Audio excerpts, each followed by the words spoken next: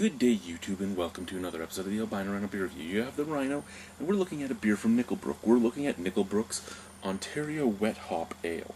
Well, Wet Hop Pale Ale. So here you go. It is 5.5% alcohol by volume. The things you need to know, it's made with all Ontario ingredients. It's 100% Ontario-grown malts, and the hops are all from Ontario as well. Freshly hand-picked Birtwell hops. Birtwell hops, for those that don't know, is Ontario's only native hop. So, the only hop that is native to the province. Just got some bottle caps here. I was just checking what they were, if I needed to keep them or not for the fridge, and I do. Anyway, so the glass we're going to drink it out of today is right here. I'm saying a lot. I only do that usually when I'm nervous, and I don't know why I'm nervous when I'm just talking to a camera. But this is one of my favorite glasses to sample out of.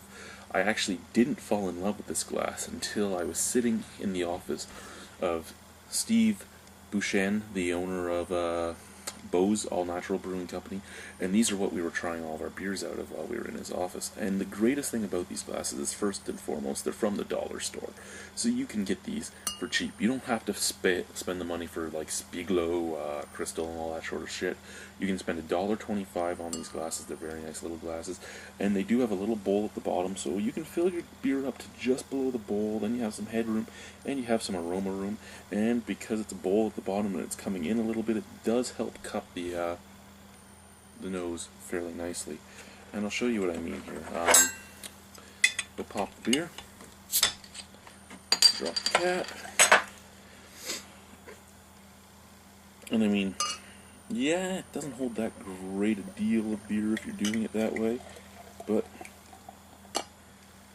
bang, the bottom's bold, you got your nice little headroom, and it just looks nice. I mean, and it's a nice, elegant glass to sample out of. You have all that room picking up that aroma. And if you don't like all that room, if you like more beer in your glass, add more beer. Still got lots of room. So here we go. Slightly cloudy, golden color. Kind of, you know what, John and them are going to hate me, but I try to at least be honest. Looks like a hazy macro lager. I mean, it's that color. It's that PBR color, that Keystone color, all that sort of stuff. Well, slightly more yellow than those, but that's just kind of what it reminds me of because of the bright white head and the color. However, the haze and the fact that the head's staying around tell me it's not that. Without even smelling it or knowing what was in the bottle, I know it isn't by the fact that it's hazy and the head's still there.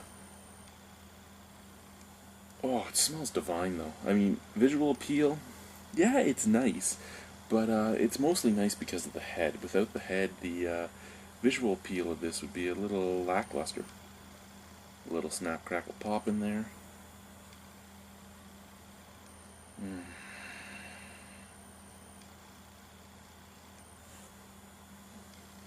Oh, and you know what? I got this a few weeks ago. I think it's been 2 or 3 weeks. It's been out for about 4. The hop nose is still very apparent on there. Floral, a bit resiny. Yeah, a bit resiny, a bit floral. Tiny, tiny touch of fruitiness. Not a bad smell. I mean, the floral and the resiny is you don't think you could smell resiny, but if you smell a resiny hop, everybody that smelt a resiny hop should know what I'm talking about. You breathe it in, and it just kind of burns your nose hairs as it goes back. It's singeing you. You can tell the bitterness, and you can tell the lingering effects as you're sniffing it. That's what I'm talking about when I say resiny on a scent. Let's try the beer, shall we? Cheers.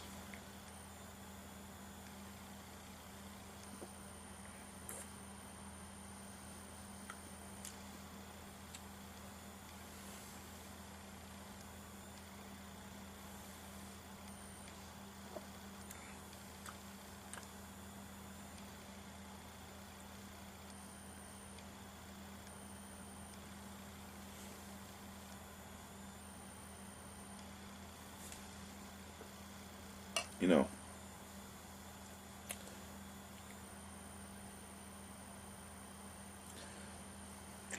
I have done courses on hop varieties, but Burtwell's a fairly new hop variety. At first, these guys bought all the Burtwell in Ontario every year, at least commercial Burtwell. There was another brewery this year that did Burtwell Hop Ale, which was very impressive to me. That first off, the farm had gotten bigger, so that Nickelbrook didn't buy it all, and second, it was nice that more people would get exposed to it. But the Burtwell hop itself, I'm not 100% sure what I'm supposed to taste in it or what it can give at each different boil time. I know what I get when I drink a Burtwell beer, but I'm not 100% sure what the tasting notes are for what you're supposed to get, so I never know if the beer is done 100% right or anything. But you know what? I don't even care about that. I just care about how I feel about the beer. And I actually like this beer. Here's my thing with this beer. It's very drinkable, which is good because it's a 750 milliliter bottle. It's a little expensive.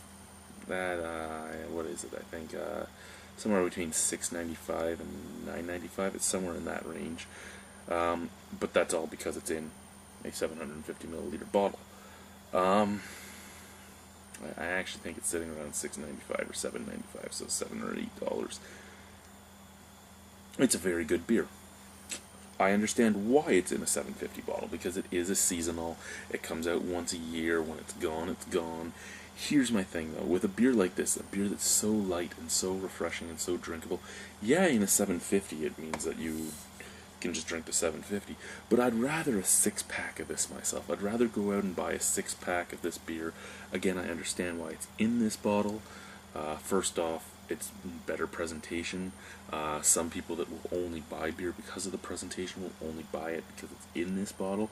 It's a better markup for the brewery, in all honesty. I mean, buying one bottle and shipping one bottle at a time and making $7 to $8 per bottle is better than making $13 for one 6-pack, because you're making $21 to $24 for the equivalent of a 6-pack.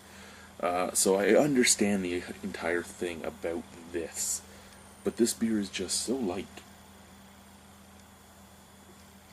So light and so drinkable. That's my only thing. I would probably want it more in a 6-pack. Flavor profile? Light. Just light and subtle. Is that a bad thing? No. I mean, I love my complex beers. I love my stouts. I love all that sort of stuff. But, sometimes you just want something like this.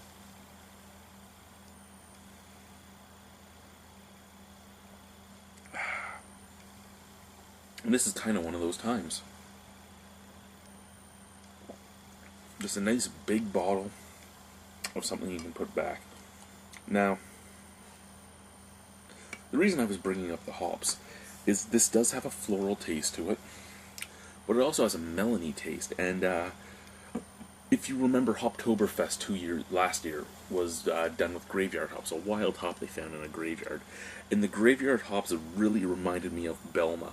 I'm curious if the Burtwell hop and the Belma hop are kind of in the same family, because basically this kind of tastes like Belma, which tastes a lot, almost identical to graveyard hops.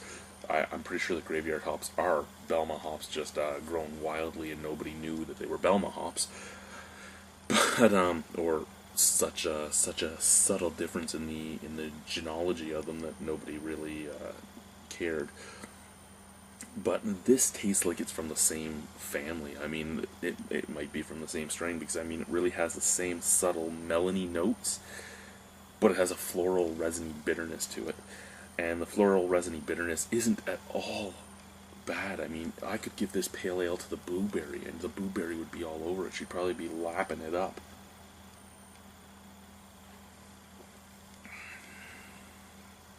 Because it's like watermelon honeydew, floral, resiny. And the resiny it goes up, and then it just drops to nothing.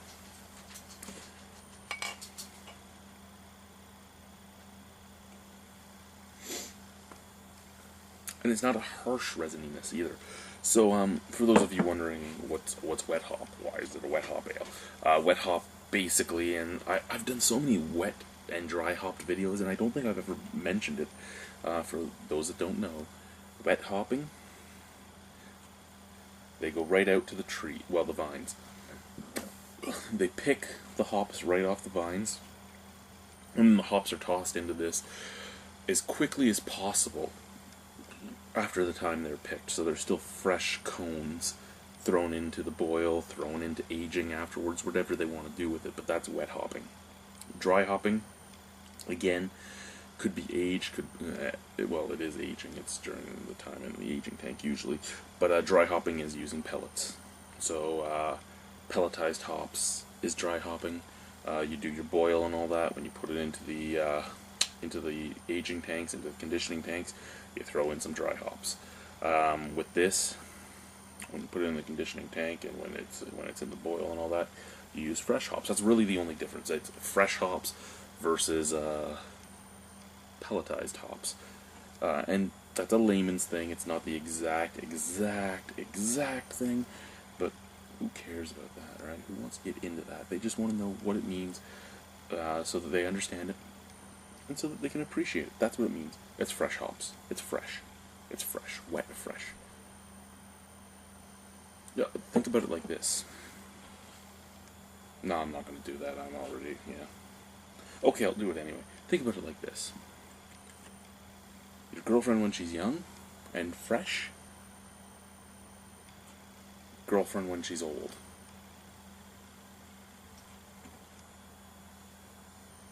Okay, I'm being an ass here, okay. So, very good beer. I really enjoy the beer. Ryan did a great job. John, keep letting Ryan do great jobs. Again, my only thing is, I wish I could buy it in a 6-pack. I don't know if you can. You might be able to get it in a 6-pack. This is just what I was able to get from the brewery, and this is what's on sale at the LCBO. Again, I completely understand it. It is an eye-catching beer.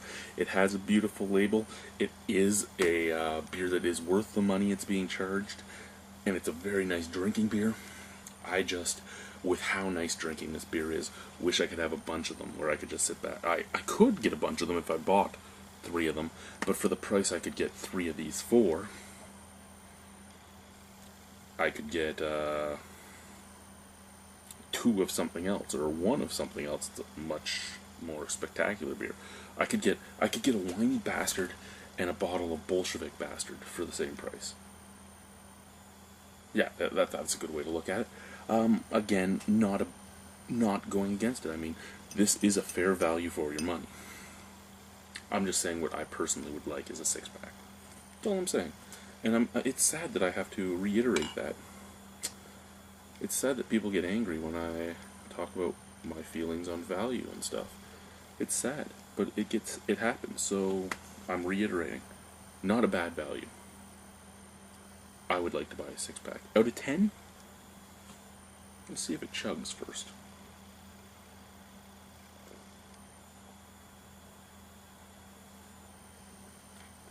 It chugs well. It tastes well. Looks well. Made well. Priced well. 8 out of 10. I like this beer. 8 out of 10. I could recommend this beer. If you want to try Burtwell hops, very subtle, very subtle, very light-bodied, very everything. Shows off the hop perfectly. This is a great showcase of the hop. If you want a very subtle beer that has hoppy flavor, this is a good beer. If you want to support Ontario and not spend all that much money, not a bad beer to try. Thank you guys. Au revoir, a bientôt. See you soon. Rhino out.